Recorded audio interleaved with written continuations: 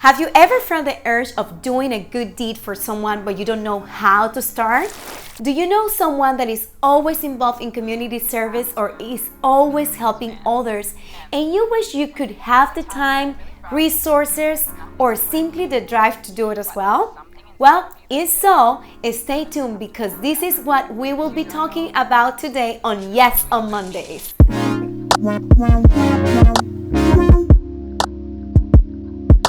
Blessings everyone and welcome to Yes on Mondays. It is great to be here on Yes on Mondays and I'm so grateful for what God is doing not only in my life but as we walk this path together. I wanted to share a little bit of my experience of giving back and having a social impact that doesn't require for us to break our bank account or simply take too much of our time of our already packed agendas. But before we get into it, just remember to like, to subscribe, and to add the notifications because by just doing that, you're empowering a lot more women to join this movement of saying yes to a better life.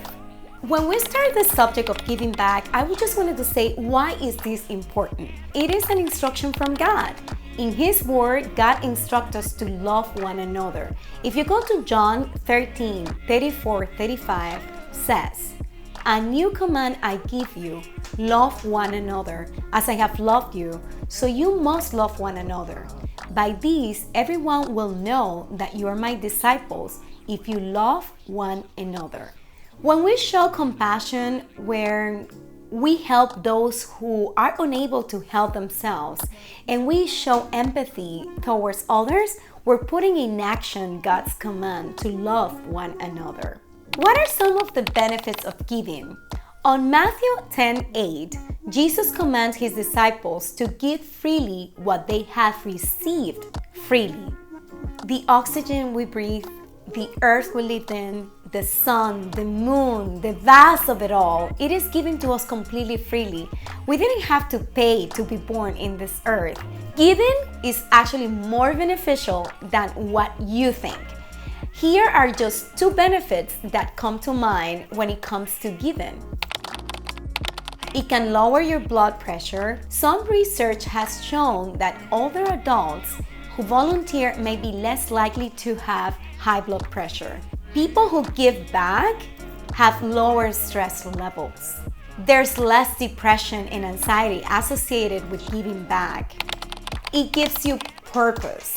It fosters social connection. We're part of something bigger than us and help us connect with others. It increases happiness. It unlocks your potential skills.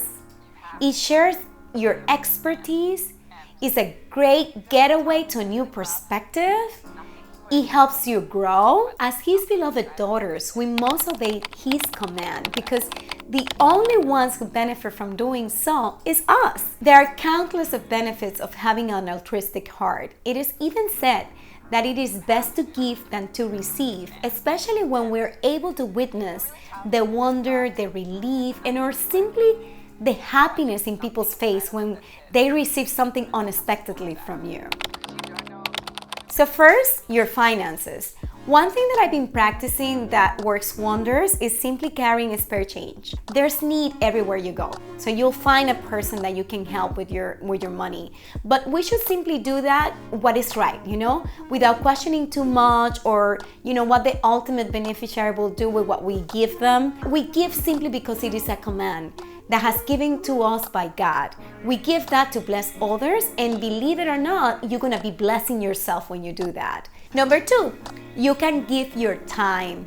It is not always about money. I think that there are many other things that are even more valuable than money, and one of those things is time. Do you have let's say, an elderly neighbor who seems to be lonely and have no family? So maybe you can offer to keep him or her company a few times a week or maybe a few minutes a day. There are many great examples of children who, with the goodness of their heart, they can also make a great impact.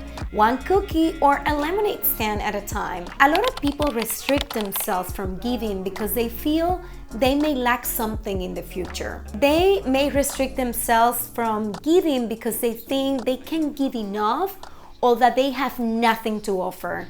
That, my friend, is not true. We all have something to give, and more than our financial resources, our time, which is, in my view, one of the most precious commodities. Instead of wasting it on, let's say, mindless actions, and sometimes we even feel worse when we're just wasting time, why don't we just decide intentionally to be a blessing to others? After all, believe it or not, we're the ones who truly benefit from it. Third, your talents. We all have things to give. We have natural things that come to mind are like, you may be a great cook. You may be a great carpenter who can help someone, to fix their house when it's needed. You can really help someone with their garden. There's so many great things that we can do with what we already have. That doesn't necessarily need to be money. In my case, I found that education, health matters, kids and women have been a passion of mine. And I used to give donations to charities that focus on those areas, but I never really knew what happened afterwards. I was not part of the action or the front line. I was just a financial sponsor, but far from truly benefiting from the impact, personally, I was just a spectator. It wasn't until this year when God empowered me in this area, and as I sit here with you, I'm so glad to tell you that this is a reality. I became the president and CEO of our faith-based non-for-profit foundation focusing on children ages 0 to 13. Our Christian foundation is based in the principle found on Matthew 19:14 that says, Jesus said, "Let the children come to me and do not hinder them, for the kingdom of heaven belongs to such as these." And for those interested in learning more about volunteer, you can follow us online at Casa by Segura Foundation. We have our website and Instagram, and very soon a Facebook and LinkedIn page. I am amazed of what God has done in such a short period of time. I've been able to be there watching so many lives being transformed, and the smiles and the hugs and these little children, they really melt my heart. You too can experience that. Just start now, doing one small deed at a time without expecting anything in return. Number 4, your prayers. You can pray for a sick person. You can pray for someone that is about to take a new job. You can pray for a student that is about to take an exam. You can pray for anything. Actually, the Bible tells us pray all the time for everyone, even for your enemies. So that, my friends, is even more valuable than money, and is even more valuable than time. So pray all the time. When you are a blessing for others, that definitely generates blessings to your own lives. So this is awesome. It can even affect your next generation, because whatever you plant, you can harvest. Matthew 5:42 reads, "Give to the one who asks you, and do not turn away from the one who wants to borrow from you." This is the way God wants us to live. This is the way we show His nature in us. This is the way He is. Therefore, to live our best lives, we must say yes to giving back. The same way when He sent His Son Jesus to save us from sin, it was His gift to us to show His immense love for humanity.